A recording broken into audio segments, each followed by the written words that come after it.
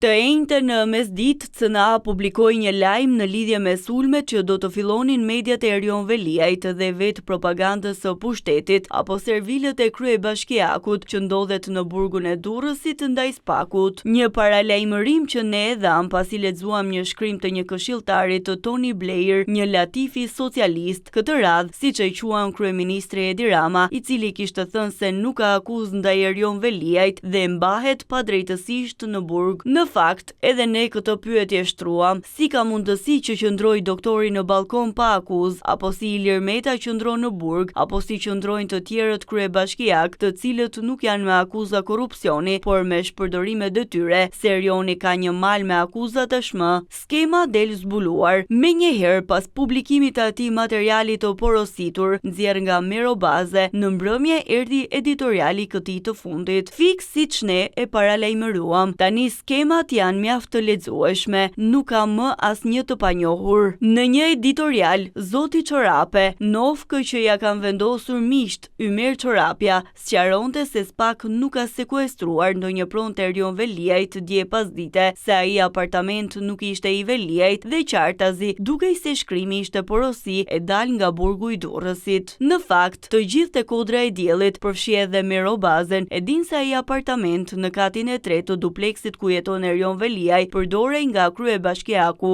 Është nxjerr jashtë gazpaja që të ishte rahat Erioni, është bërë më pas e gjithë godina me ashensor dhe të tjera. CNA ka raportuar dhe me fotot edhe formalisht është bërë një kontratë qeraje më pas me persona të tjerë për të gjetur justifikimin, por e gjitha ndodhi pasi plasi bomba se SPAK ishte filluar po hetonte dhe po investigonte. Merobaze në editorialin e tij kuptohet thjesht dhe vetëm vazhdon mllëfin dhe detyrat e dhëna nga burgu i Durrësit për të sulmuar SPAK-un dhe prokurorët, për t'u dhënë kurajo miqve të tij gjyqtar në gjykatën e lartë, siç është Sokol Sadushi, me shpresën dhe skenarët që Veliaj të nxirret nga kjo gjykatë. Mero gjithçka që heton SPAK për Veliajn e quan linçim, ato që bëjnë për të tjerët si Berisha e Meta janë punë të mira. Këmbgulja për të vazhduar linçimin e Veliajt duke shtuar në dosjen e tij akuza të tilla dhe duke regjistruar vepra të reja penale imagjinare, meriton notën 10 për SPAK-un në propagandën për mashtrimin e opinionit publik, por e turpëron SPAK-un profesionalisht. Me këtë stil, SPAK-u mund të vazhdojë të shtojë çdo muaj nga një vepër në regjistrin penal për Veliajn dhe mund ta mbajë gjithë jetën brenda pa ngritur ndonjë akuzë, por kjo nuk është drejtësi. Kështu ridënoheshin armiqtë e popullit dhe partisë në Spaç, duke u açuar akuzën për ridënim në qeli, por kemi rënë dakord që ajo ishte gjenocid dhe jo drejtësi. Këto fjali shkruan Merobaze, nuk i quan drejtësi, por gjenocid hetimet e zhvilluara nga SPAK-u. Pra në rast se prokurorët ecin me hetimet, shtojnë akuzat, gjejnë fakte dhe prove të reja, për Merobazen nuk është hetimi thelluar dhe drejtësia e vërtet që më pas duhet të jepet në gjykat, nuk janë fakte dhe prova që tregojnë korrupsionin. Nuk janë fakte dhe prova që tregojnë se Erion Veliaj ka vënë pasuri marramendëse që mund ta ketë fshehur në emër të tjerëve në apartamente që i ka mbajtur vetë kompania, por është gjenocid. Ku është gjenocidi? Në cilën pikë? Në pikën që prokurorët Altin Dumani dhe Ols Dado kanë bërë detyrën, kanë marrë në pyetje njerëz për të vërtetuar një apartament tjetër që Erion Veliaj nuk e ka në emër të tij. Ku është gjenocidi? Drejtësinë do ta jap gjykata, por për këtë ka një hall, se çfarë titull shkan portalet, se çfarë njoftimi ka bërë SPAK-u, sepse po u bie propaganda e tyre. Mendojmë që këta shkruajnë, këta vendosin, këta janë mbi të gjithë. Në fakt, këta janë disa bashkëpunëtor hajdutësh që po pasurohen dita ditës duke ulur poshtë tavolinës së Veliajt apo Ramës. Merobazes po i bie strategjia që të godas SPAK-un duke nxjerr personazhe të huaj, një këshilltar të Tony Blair, një latif tjetër nga Amerika, do të dalin ca isha po kryetar bashkie, do të shkruaj Mero, do shkruaj Carlo e të gjithë me radhë, do sulmojnë prokurorët dhe gjyqtarët nga e para, do t'u japin kuraj atyre të gjykatës së lartë me shpresën që të nxjerrin Erion Veliajn nga burgu, i cili ka një tuf me akuza për korrupsion, pastrim të produkteve të veprave penale, shpërdorim detyre dhe të tjera.